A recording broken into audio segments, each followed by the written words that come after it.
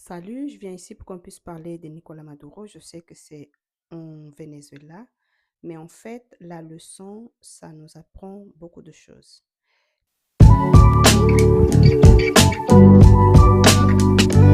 Les États-Unis se sont octroyés le droit d'aller kidnapper Nicolas Maduro, le président du Venezuela, sous prétexte que c'est un narcotrafiquant. Mais en fait, ils ne respectent plus la souveraineté de chaque pays. Quand ils disent on va le faire, ils le font. Personne ne dit rien, personne ne fait rien. Soit disons la communauté internationale croise les doigts, ne bouge pas et la population vénézuélienne est laissée à la sorte parce que les États-Unis ont un seul objectif et nous le savons. C'est le pétrole du Venezuela, c'est le sous-sol vénézuélien. C'est pas parce qu'ils aiment tant les Vénézuéliens qu'ils vont aller les libérer du dictateur, comme ils veulent se nommer, les personnes qui n'ont pas les mêmes politiques que la leur.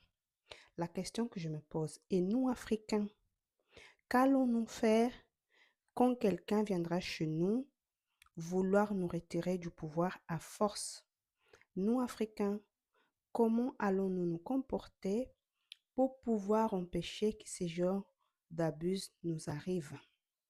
Est-ce que nous sommes prêts? Alors, dont le monde avance, ne serait pas-il mieux que tous les pays africains fassent bloc pour pouvoir combattre l'ennemi? Parce que nous avons un ennemi commun et nous avons identifié notre ennemi commun. Donc, il est temps que nous, Africains, on puisse se mettre ensemble, on puisse mettre notre différence, nos divergences à côté pour notre survie. Parce que de façon dont ils avancent, ils ont besoin de plus de ressources. Ils ont besoin de plus en plus de présence, d'intimider les faibles pour pouvoir s'y installer. Donc, il faut qu'on commence à faire attention aux signaux, aux, aux actions, aux attitudes de nos ennemis. Parce que là, si nous ne faisons rien, si nous ne nous unissions pas, on finira comme les autres. Parce qu'ils ne vont pas nous épargner. On commence à voir que l'orgue-guerre, ça se transporte au Sahel, en Afrique. Parce que ces dernières frappes qu'on avait vues, ça n'a rien à voir avec ce qu'ils racontent. Il y a un autre objectif bien caché derrière. Et là, on voit les médias mainstream qui parlent de ça comme si c'était légitime, comme si c'était la solution pour le Venezuela.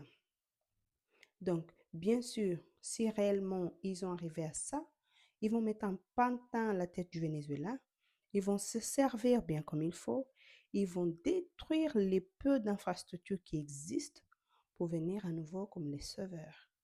Donc, il est temps qu'on fasse attention, il est temps qu'on commence à dénoncer, il est temps qu'on s'unisse entre nous, Africains, pour pouvoir riposter à ces genres d'attaques. Parce que ce n'est pas normal. Ce n'est pas normal. Donc, c'est à la population de tous les pays, aux armées, aux dirigeants de pouvoir se barricader, de s'unir pour faire bloc à ça. Sinon, autrement, on est marre-barré, on est foutu.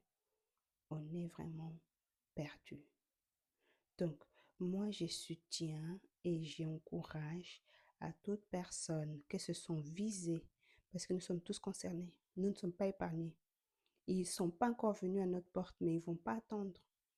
Et si on se rappelle, courant 2025, ils disaient qu'ils vont venir nous recoloniser. Là, ça commence à frapper de partout. Nous ne sommes pas mis à l'écart, nous ne sommes pas épargnés.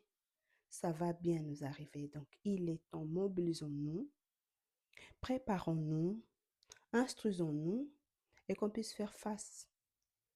Il est temps qu'on commence à se réveiller, mais à se réveiller brusquement, parce que là, le sommeil, il est encore trop profond. Le sommeil est encore trop profond. Donc, j'aimerais bien que vous faites aussi vos analyses. Je vous encourage de faire ça. Et YouTube nous envoie des notifications, que beaucoup de gens regardent nos vidéos. Ça nous fait plaisir, mais il y a très peu d'abonnements.